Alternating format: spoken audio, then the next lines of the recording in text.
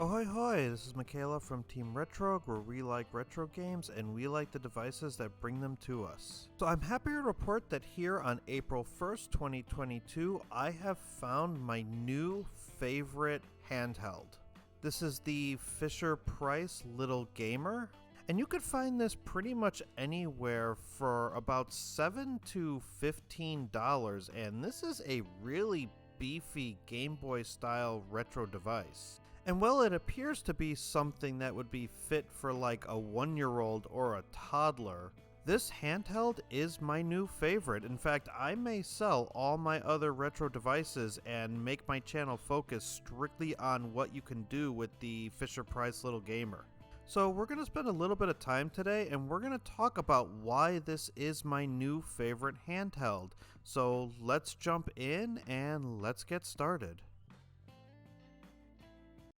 So let's first take a look at the buttons, and we'll start with the D-pad here. This is a beefy D-pad, and it seems to have a pretty decent amount of travel.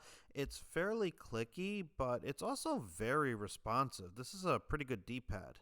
And I've never had a D-pad that actually has numbers on it, but if I'm looking to count from 1 to 4, this D-pad really does fit the bill.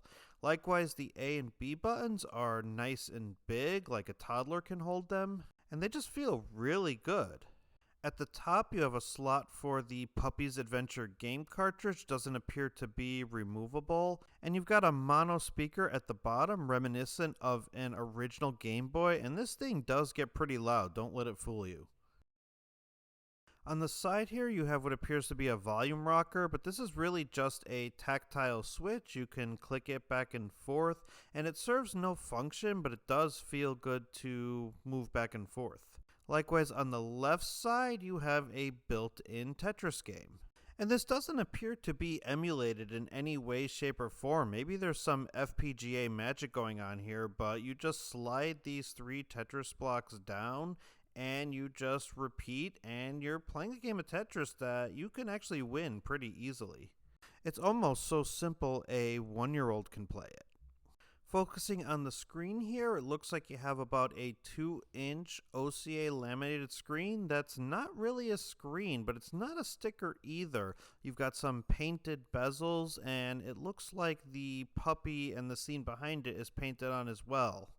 And this device only comes with one game, Puppy's Adventure, which you engage just by pushing the game into the system. For some reason it pops back out, but the game still works for a little bit. And Puppy's Adventure does seem to have some unusual versions of NES titles, such as Mario and Kirby. I half wonder if they're actually ROM hacks.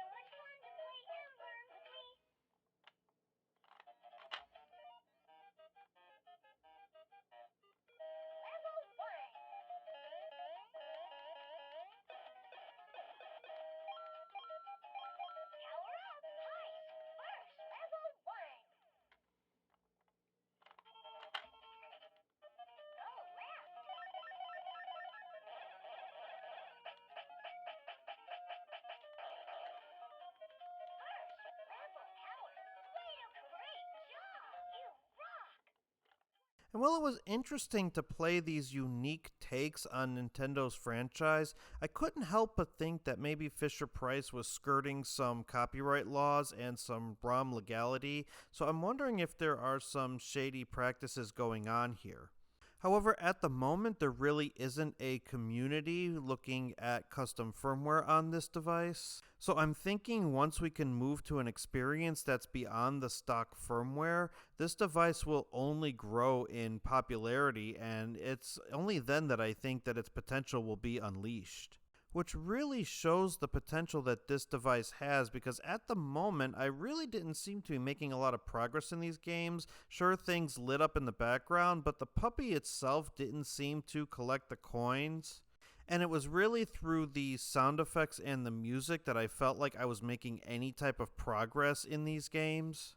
But either way, I'm pretty sure I was winning due to the positive reinforcement that this device dished out. Alright, well, no device is perfect, so let's talk about commendations and condemnations, and we'll start with commendations first. The build quality of this device is really rugged. You can hand this to a 1-year-old, you could hand it to a 3-year-old, and you really don't need to worry about it breaking. You don't need to worry about the screen cracking because there is no screen. And you don't need to worry about the game cartridge coming out or getting lost because it's stuck in there. You can't take it out. And the buttons contribute to that rugged build quality. They feel comfortable, they're responsive, and they work very well on this device. And while it only has one game with a few different modes and no screen, that means that you don't have to do any tinkering with it. You don't have to mess with the resolution. This is just a pick up and play device. You pick it up and you play it for a couple minutes and you can put it down.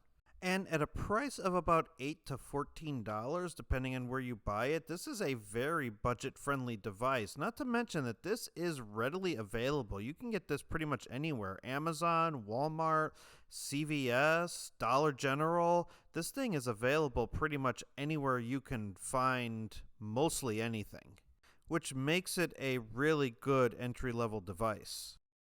So now let's talk about condemnations, things this device really needs to improve upon.